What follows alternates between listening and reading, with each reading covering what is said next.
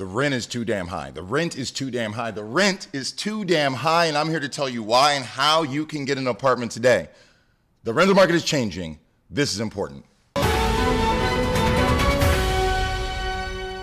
right, I got my laptop on my lap because so much information happened this week, it's unreal. And at the end of the video, I'll get into exactly how I ended up in this, my new studio apartment.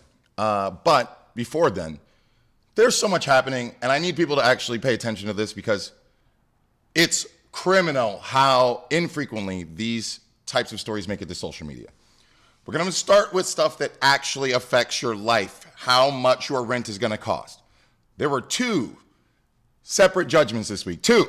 The National Association of Realtors about 45 minutes ago lost the lawsuit for $1.780 billion, suing all the real estate brokerages that are essentially associated to the National Association of Realtors. They're in big trouble. And if they don't pay up, fines could double. Fines could double. The crux of this is that the MLA, who has access to it and why does that matter to you? The MLA is where every house is actually listed. When you go on Zillow, it is not the MLA. It is what they show you. So the MLA, since you and I don't have access to it, it means we have to go through realtors, which means we have to pay fees. There is no choice. Now you can get a real estate license to join the MLA, but without that, you literally are not allowed to know what's available. So you have to go by what you're told. And essentially I was able to, because I'm a licensed realtor, I was able to pull up the MLS, the multiple listing service, and show the viewers, for example, community that had only say 50 homes listed for sale as active or under contract. But when I go out to the communities and I drive around boots on the ground and and this is so boring, okay, and I count 1, 2, 3, just so we get beyond a shadow of doubt, right? There's certain communities, subdivisions that are a little bit more in distress that have as much as 3 times more inventory than what is actually being listed on MLS. Again, lack of transparency, lack of regulation. If we as consumers have access to the MLA, we have access to the actual inventory. Going further, this also happened this week. Imagine if the owners of every gas station in our area coordinated to raise the price of a gallon of gas to $7. Well, that's what some of D.C.'s biggest landlords are now accused of doing with rents, raising them sky high. News 4's Jackie Benson takes a look tonight at a new lawsuit by D.C.'s Attorney General that claims organized price fixing is affecting 60% of units in large apartment buildings around the district. Key points. District of Columbia Attorney General Brian Schwab's office filed a lawsuit against 14 of the district's largest landlords and RealPage, a property management software company. Sound like Zillow? Sound like Redfin? The lawsuit alleges that the landlords and RealPage colluded to illegally raise rents for tens of thousands of residents by collectively sharing their data with the company. The office's investigation found that the technology was used to set rents for more than 50,000 apartments across D.C. in violation of the district's Antitrust Act. If you think it's stopping in D.C., you got another thing coming because they did this everywhere, including right where I sit. If you go on Zillow right now, the prices are updating and changing, but in such a way to confuse the consumer. Listings go up, they come off the market. Listings go up, they come off the market. The Zestimate is the least reliable tool on earth. Quick reminder, Zillow did lose $881 million, you guys, almost $1 billion in 2021 as a result of their home flipping business, or rather, as a result of being overly aggressive on their Zestimate algorithm. And I want you guys to always remember how Zillow has failed us and really essentially, at least in my opinion, added to the fear of missing out. They added.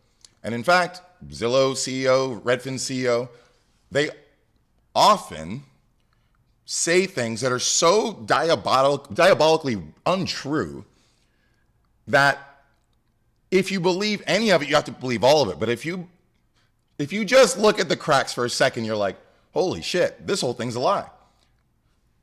There's so much inventory. I live in LA. There's so much inventory. There were 60,000 evictions in LA between like March and August. In my estimation, that's like 100 to 150,000 people because those evictions weren't across all of LA. I lied. It was just down the 101, Fairfax to downtown. Do you think 60,000 new people just moved in with good jobs? No, this is empty.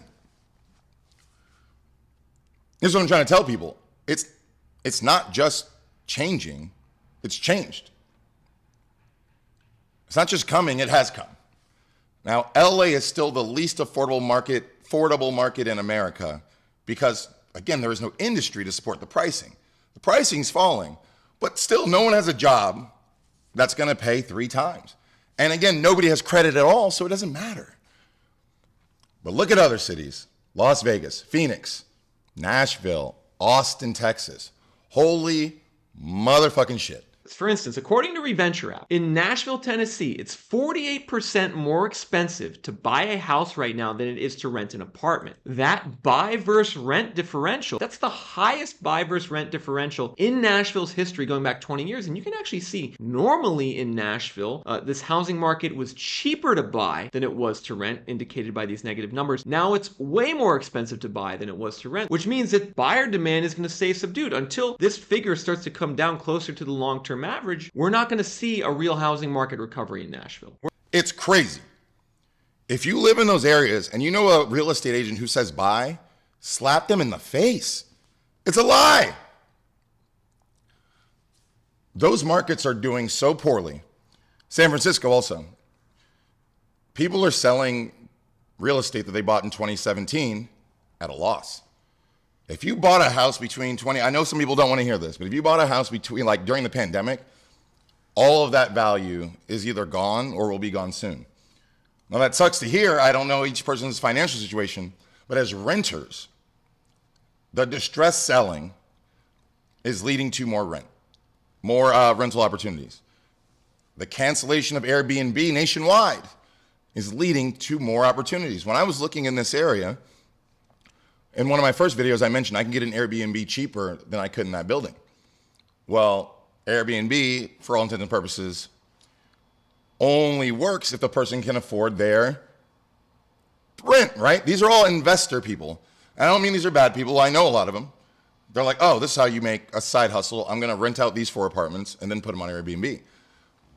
But now those apartments sitting empty for so long, they had to switch and try to rent them out long-term rental.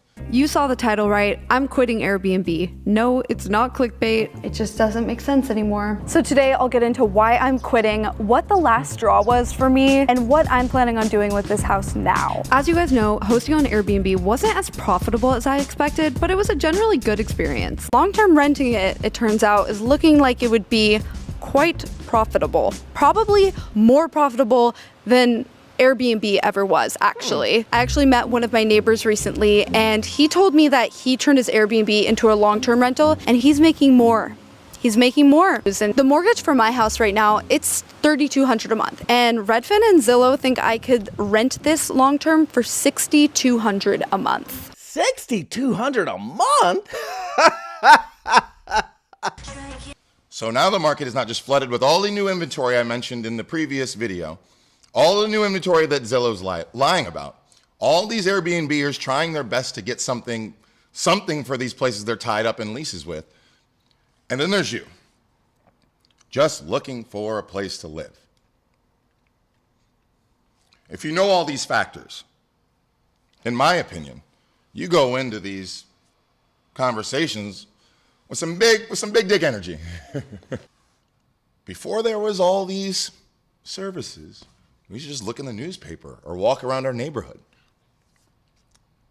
Walk around your neighborhood with a little more intention next time. Because I bet if you actually look in some of these windows, you'll see how many are empty. If you live in a city like Austin, just pick some random place where you know they built new houses and go take a walk and see how many are for sale. Look on your local Redfin or Zillow even still and look at the price changes. Everything is going down. Talk to people. Do not be afraid or ashamed. Go in and say, this has been sitting on the market for 6 months. If you think it's going to get better going into winter, it's not. Talk to me like a human. I want to live here. I just want to live here.